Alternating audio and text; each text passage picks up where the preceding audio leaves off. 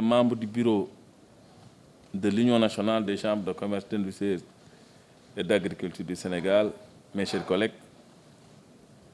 Mesdames, Messieurs les opérateurs économiques, Messieurs les représentants des chambres de métiers, Messieurs les conseillers et secrétaires généraux, Mesdames, Messieurs, le nouveau bureau de l'Union nationale des chambres de commerce, d'industrie et d'agriculture du Sénégal, que j'ai l'honneur de présider, a été élu le 19 mai dernier. Sa première réunion devait se tenir dans la première semaine du mois de juin à Dakar, mais les événements sociopolitiques survenus les 1er et 2 juin en ont décidé autrement. Les incidents malheureux, fruits d'un contentieux sociopolitique, n'ont amené à notre pays que mort, destruction et désolation. Nous profitons de cette occasion pour présenter nos condoléances aux familles des victimes. Notre pays n'a jamais connu une secousse d'une telle magnitude. Dakar en était l'épicentre et ce sont les opérateurs économiques qui en ont payé le plus lourd tribut. Les secteurs des transports, des banques, du pétrole, du gaz, la grande distribution et les télécommunications ont été les plus impactés. Ces événements ont annihilé malheureusement les efforts consentis par les investisseurs nationaux participant au développement de notre pays. Après Dakar, Ziguinchor est la ville la plus touchée par ces manifestations d'un nouveau type. Destruction d'établissements scolaires, incendie de biens publics et privés, mort de citoyens, tourisme à l'arrêt, réceptifs hôteliers quasiment vide. Ce tableau sombre nous interpelle tous. Il s'y ajoute maintenant les restrictions sur les transports maritimes et interurbains, résultat de l'insécurité ambiante. Cette mesure réduit les possibilités de déplacement des populations et contribue à l'augmentation des coûts de transport des personnes vers ou venant de cette partie du Sénégal. L'État a investi massivement dans cette belle région pour son désenclavement. Lors du dernier dialogue national, des propositions phares du secteur privé ont été retenues. Je n'en citerai que quelques-unes. Formalisation et accompagnement du secteur informel, création de modèles de financement adaptés aux réalités locales avec les types de garanties innovantes, facilitation des droits de douane et des charges fiscales pour les très petites et moyennes entreprises de moins de 10 ans, accélération du renouvellement et de la modernisation du parc des gros porteurs et du transport interurbain, accélération de la sécurisation et de la modernisation des marchés en renforçant le promogène, opérationnalisation du fonds de garantie des collectivités locales, Fogaville, pour appuyer les PME-PMI au niveau local. Tous ces projets ne pourront se réaliser que dans le cadre d'un environnement de paix et de sécurité. C'est pourquoi nous appelons les partis à un dialogue fécond. Bi nga xamante ne Yàlla def na ñu jiital ma ci bopp bi le 19 mai dernier bëggoon nañ sax def daje bii ñu def ko en juin, mais malheureusement situation yi ngeen xam moo tax mujj ñu koo def.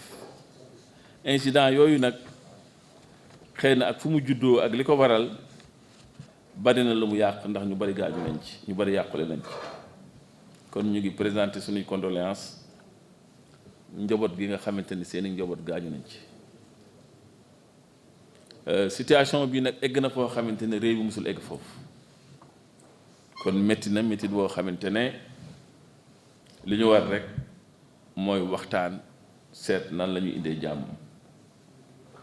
Dakar ku ne xam na ne ci biir loolu bari na ci yàqu-yàqule opérateur économique yi nekk Dakar listé nañ yu bari yoo xamante ne ci yu yàqu la dafa fekk rek mënoo wax yàqu-yàqu bu dee ay nit gaañu nañu ndax alal dafa yemul ak bakkan secteur du transport moom yéen gis ngeen ko li ci xew secteur banque secteur pétrole secteur gaz grande distribution yi mooy yi nga xamante ne ci la ñuy duggee ci magasin yu mag yi télécommunication bokk na ci yi nga xamante ne yi gën a impacté la événement yooyu nag yàq na lu bari ci coono yi ak taxawaay yi nga xamante ne opérateur économique yi defoon nañu ko pour mën a suqali seen affaire mais suqali réew mi après Dakar Ziguinchor bokk na ci ñi gën a mettile moo tax ñu ngi massawu les opérateurs économiques yi nga xamante ne événement yi laal na leen ñu ngi jaale aussi ñi nga xamante ne jóge nañ fi te dëkk Ziguinchor ndax yàq-yàq yooyu dem na ci fi ba xamante ne fi la xale yi jànge muy école yi dem na ci ba nga xamante ne édifice public yi ak privé yi yooyu yëpp bari na ci lu ci yàqu tourisme moom kenn waxatu ko ndax tourisme mënut a dox tant que jàmm amul tableau boobu neexul wax waaye nag pour indi jàmm waxtaan ak nit ñi il faut que ñu fàttali ko pour nit ñi xam ne seen union nationale des chambres de commerce mu ngi seen wet li nga xamante ne nag moo xew ci transport maritime bi ak interurbain bi xam nañu gaa li ko waral muy affaire sécurité la ndax boo yëkkatee situation bi nit ñi taal ak a yàq nga jël loo xamante ne moom moo leen di dimbale di leen convoyer di leen transporter dugal ko ci service dugal ko ci situation yi buñ ko yàqee bu événement yi jeexee di ngeen bëgg a dem du ngeen dem xëy na il faut comprendre loolu bien que metti na kon li ñu ci war rek mooy comme que yàlla def na ci jàmm yëf yaa ngi dal nañu gaaw indiwaat ko ndax ñun bi ñu visité port Ziguinchor léegi lañ fa fekk daw na yaram nit ñaa nga teg mango jeeg màdd ji te lépp a ngi yàqu parce que amuñu lu ko convoyé chambre de commerce bàyyiwu leen parce que mu ngi organiser transport terrestre bi pour permettre les camions mën a def ce travail là kon situation bi nekk na situation boo xamante ne ñun ñëpp la soxal état sax def na alal ju bari pour jéem a désenclaver région bi te loolu ku ne teg na ci bëtam bi nga xamante ne waxtaan nañu ci waxtaan yu mujj yi am na loo xamante ne waxtaan nañ ko ci formalisation yi ak accompagnement du secteur privé parce que secteur privé dañ ko war a jàppale secteur privé dañ ko war a dimbale bu ngeen amee seeni organisation am seeni coopérative ak seeni GIE te amu leen moyens yoo xamante ne mooy mën a tax ngeen mën a dem ci kanam loola bokk na ci loo xamante ne ñun waxtaan nañ ko ci waxtaan boobu te yaakaar nañ ci ne d'accord dañ ci ak ñun pour mën a jàppale ci région yi secteur privé surtout nag yombal affaire droit de douane charge fiscale bi tam ñu xool ko nu ñu koy oyofale surtout pour entreprise yi gën a ndaw ndax ñooñu tamit boo bëggee ñu màgg taxaw seen taxawaay il faut que ñuy jàppale leen gis nañu nag renouvellement wu parc bi loolu bokk na ci suñuy waxtaan ndax ku ne gis nañu transporteurs yi oto yi ñu yor bu dee camions yi la oto yi yàgg la oto yoo xamante ne ëpp na sax 30 ans dañ koy defar ak defaraat su fekkente ne transport interurbain bi la kooku tamit gis ngeen ne les 7 places là xale yi koy dawal 7 places yi leen mag kon loolu tamit amul réew bu ñu ko bëggee suqali dañuy moderniser mais dañuy laal secteur yëpp loolu tam waxtaan nañ ci te loolu ñëpp d'accord nañ ci ak ñun. xalaat nañu aussi pour renforcer les marchés ndax loolu moo tax Promogène jóg loolu c'est pour les commerçants am na fonds de garantie bu ñu def pour les collectivités locales muy Fogaville pour di mën a jàppale PME yi nga xamante ne ak PMI yi nekk ci biir région yi surtout yi nga xamante ne ñoo nekk ci biir dëkk bi waaye nag loolu lépp mënul am te jàmm amul ndax jàmm rek nun opérateur économique moo nu jig sa alal daal nga mën a yor def ko ci barab bëgg mu jur dara kon liy tax loolu mën a jur dara mooy yàlla def jàmm mais fekk jàmm amul dina jafe pour que mën a développer sa affaire te yéen bu ngeen développer wu réew mi du développer ndax koom-koomu réew mi ci seen loxo la ko yàlla jaarale. kon nag situation yii ñun li ñu mën a wax ak yéen mooy nañ ñaan yàlla mu nekk suñu ginnaaw nañ ñaan yàlla sa borom indi fi jàmm waaye waxtaan moom lu baax la te waxtaan du tardé amul retard nañ koy def di ko wax di ko waxaat ba yàlla may ñu fàttaliku kàddu yi nga xam ne le président Senghor daana ko wax ndax daana wax ne Sénégal c'est un pays de dialogue lépp lu leen jaaxal rek bu ngeen toogee waxtaan yàlla mun na def loolu nekk seen ginnaaw kon loolu nañ koy bàyyi xel toujours ndax loolu mooy li nga xamante ne moo ñuy may jàmm. La déclaration de Ziguinchor. Nous, membres de bureau de l'Union nationale des chambres de commerce, d'industrie et d'agriculture du Sénégal, réunis ce jour, le dimanche 2 juillet 2023, à l'hôtel Kadja Doumagne, après en avoir délibéré. Regrettons profondément les pertes en vie humaine consécutives aux événements des 1er et 2 juin 2023. En conséquence, nous présentons nos sincères condoléances aux familles éplorées. Condamnons fermement ces saccages et pillages qui annihilent les énormes efforts consentis par l'État et par les investisseurs nationaux et étrangers, acteurs incontournables du développement économique de notre pays. Invitons toutes les parties prenantes du jeu à un dialogue serein, constructif et fécond parce que sincère. Exhortons les autorités à lever les restrictions sur les transports maritimes et terrestres vers la région de Ziguinchor, qui sont à la base de cette inflation galopante des prix et des biens et services qui sévit dans le sud du pays. Fait à Ziguinchor, le 2 juillet 2023,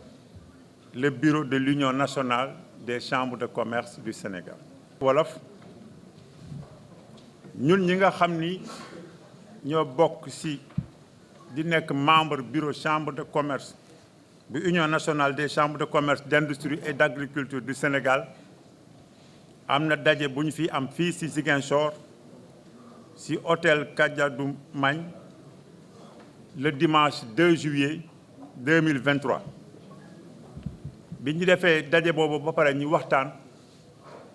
am na ay délibération yoo xam ni jël nañ ko bi ci jëkk ñu ngi rëccu bu baax li nga xam ni am na ay nit ñoo xam ni ñàkk nañ ci seen bakkan ci événement yi nga xam ni moo amoon le 1er et le 2 juin 2023 après ñooñu aussi ñu ngi leen di jaale seen mbokk ñi nga xam ni seen ay doom génn nañu àddina ñu ñaanal leen sunu borom bi subhanahu wa taala xare leen àjjana. ñu ngi condamné aussi saccage yi nga xam ni am na ak pillage yi nga xam ni mi ngi yàq effort yi nga xam ni état bi def na ko ak di yàq aussi li nga xam ni investisseurs yi nga xam ni ñoo nekk biir Sénégal ak étranger yi nga xam ni ñooñu ñoo yore suñu développement te am na lu bare lu leen yàqal loolu aussi union banque koy condamné. ñu ngi ñaan ñi nga xam ni ñoo ko séq ñu toog waxtaan ba nga xam ni juboo mën na am parce que képp ku bëgg liggéey ak fitna loolu àndul liggéey ak dal ñoo ànd. di ñaan aussi autorités yi bu fekkee mën nañu lever restriction yi nga xam ni moom moo am ci transport maritime ak transport terrestre. yooyu moom buñ ko levé woon loolu dana am njariñ fii nga xam ne mooy Ziguinchor parce que daf leen impacté te loolu moo waral njëg gi nga xam ni léegi dafay jëm kaw loolu moo ko waral parce que bu bateau bi taxawee transport terrestre bi taxaw donc lu jafe la pour seen marchandise yi mën na dem. donc déclaration boobu ñu ngi ko def le 2 juillet 2023 le bureau de l'Union nationale. Bu loolu jàllee aussi, nous allons faire remerciement. Nous, membres de bureau, réunis à Ziguinchor les 2 et 3 juillet 2023, nous exprimons notre reconnaissance aux populations de la région de Ziguinchor pour son accueil particulièrement chaleureux, et ceci durant tout notre séjour.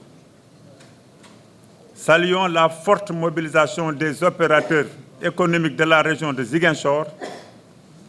ainsi que la qualité et la richesse de leurs interventions qui constituent les ingrédients nécessaires au retour et à la sérénité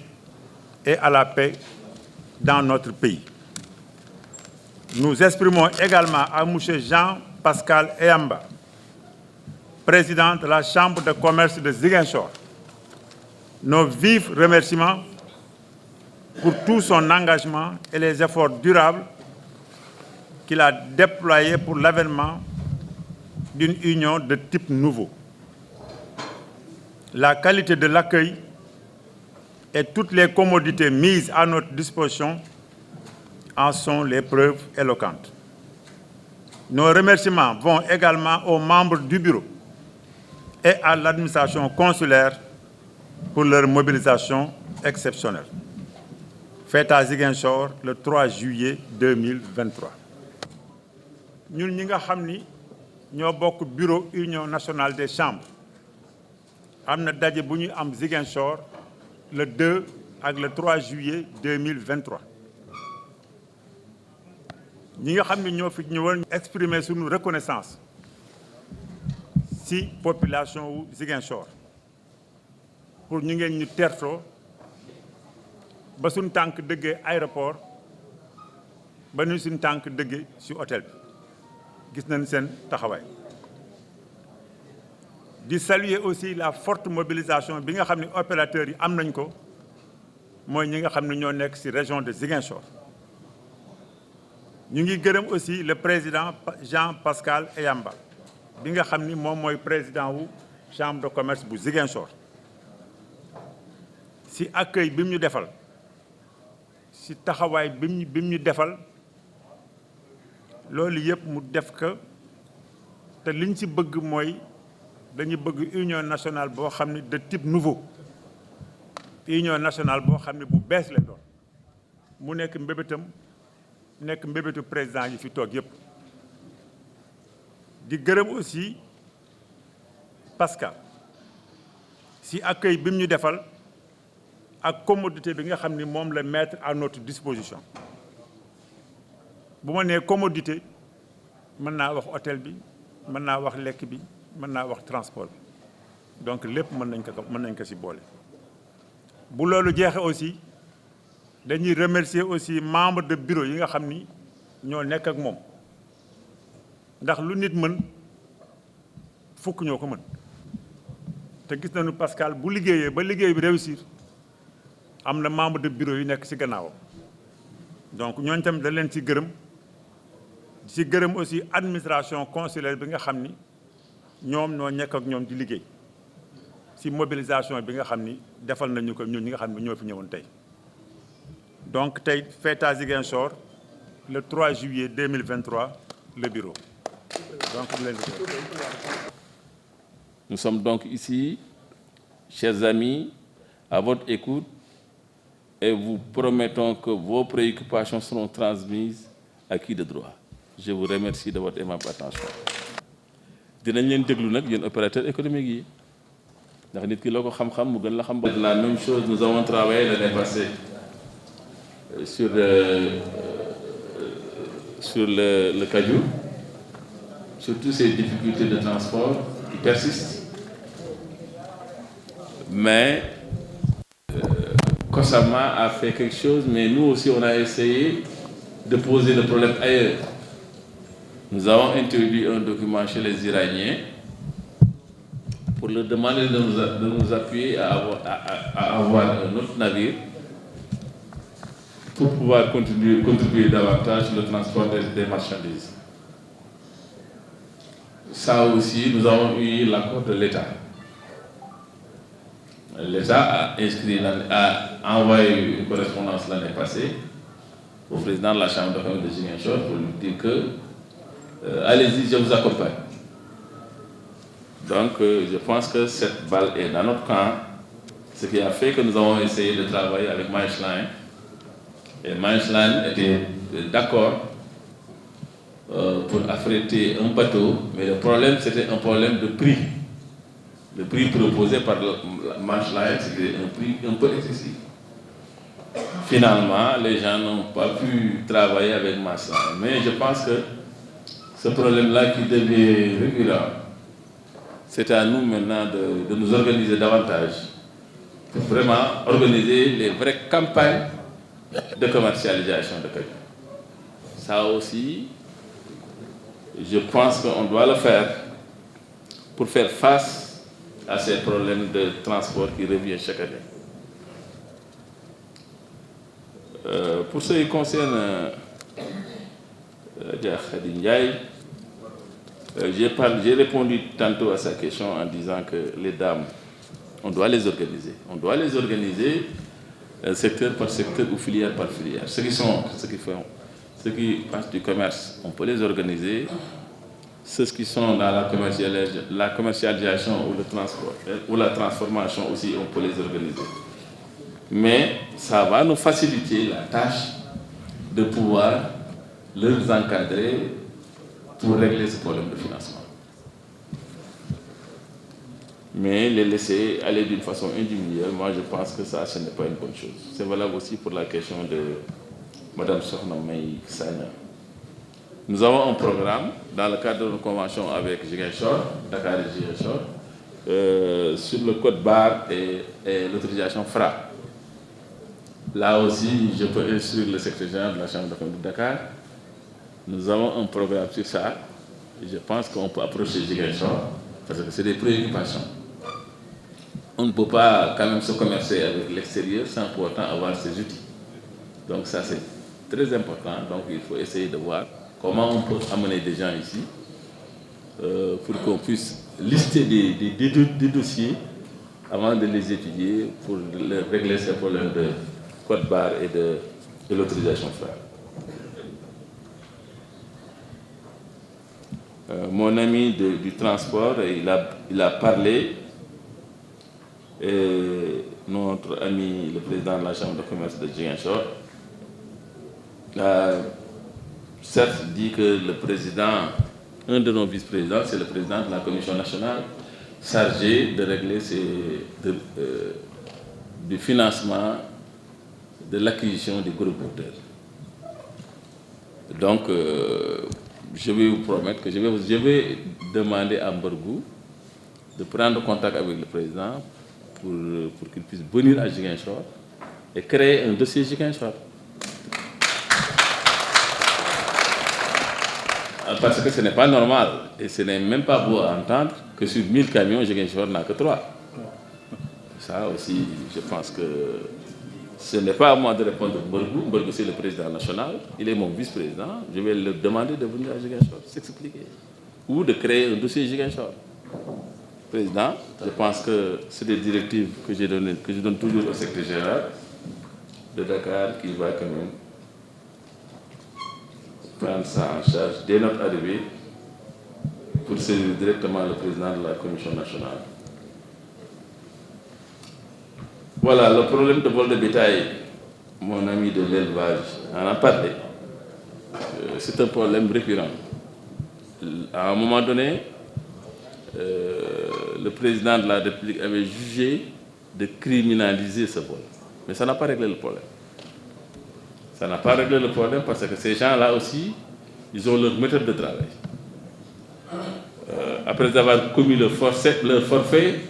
ils se replient pour voir d'autres autorités et enfin on les retrouve, après attraper quelque temps, on les retrouve à la. Donc, je pense que les éleveurs aussi doivent s'organiser davantage. Parce que cette peine-là est criminalisée et corsée. Ben béy bu ndaw boo ko sàccee mën nga ci am 10 ans mais gis nañu ne réglé wul problème yi parce que gars yi fi ñuy jaar ba dugg fi ñuy jaar ba génn je pense que loolu tamit boo nekkee fédération jiite kuréel gis ne état teg na dara loolu tam taxul gars yi ñu koy jaar ci yeneen maay il faut ngeen topp ce n'est pas que fora yu mel nii da ngeen di wax mun ngeen ko poser au niveau de la chambre mu nekk débat boo xamante ni dinañ inviter le ministre de l'élevage ñu ñëw wax ak moom mais yéen nag en tant qu'éleveur parce que aussi yor sa jur ba pare ay nit dajale ko sàcc ko noonu yóbbu ko Guinée-Bissau loolu dafa yomb trop donc il faut que quand même nit ñi mën a organiser wu bien que état teg na lu am solo ndax criminaliser na ko comme ay viol ak yooyu mais loolu c'était pour décourager les gens mais gars yi tamit décourager wu ñu ngi jaar ci yeneen bunt ba fexe ba rëcc ci affaire bi donc notre ami de COSEC kooku moom li mu wax contribution la ñu ngi koy gërëm bu baax di wax ne li mu wax dégg nañ ko xanaa pour conclure rek remercier quand même notre ami le président Ayemba président vraiment on vous remercie infiniment ça ce n'est pas une première pour moi peut-être les autres présidents des régions non seulement il l'a fait ici à Ziguinchor pour l'accueil et tout mais au moment de dire des vérités il l'a fait à Dakar devant les autorités c'est ça qui est important dire des choses là où devait le dire et devant cette parterre d'autorité là c'était pas facile et il l'a fait donc c'est un combat que nous avons mené ensemble et que je pense que le fait de venir à Ziguinchor tenir notre première réunion de bureau ce n'est pas fortuit donc monsieur le président nous vous remercions moi et l'ensemble des membres du bureau de cette touche de cordialité qu'on sent partout au niveau du resto, au niveau de tout.